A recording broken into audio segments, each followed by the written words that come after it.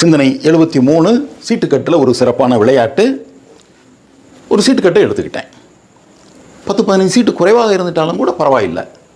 அந்த சீட்டுக்கட்டிலிருந்து 15 சீட்டுகள், ஏதோ 15 சீட்டு நான் எடுத்திருக்கேன். அந்த 15ஐயும் புரட்டி வைக்கிறேன். இப்படி புரட்டி போட்டேன். இதை சிந்தாமல் சிதறாமல் புரட்டினது மாறாமல் நல்லா கலைக்கிறேன். சரி, அடுத்து என்ன செய்யணும் அப்படின்னா, நீங்கள் கண்ணை கட்டிக்கிடணும், 2 கண்ணையும் கட்டிக்கிடணும். இதிலிருந்து 2 கூறாக சீட்டுகளை பிரிக்கணும்.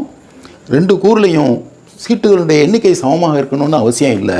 ஆனால் புரட்டி போட்ட சீட்டுகளுடைய எண்ணிக்கை சமமாக இருக்கணும்.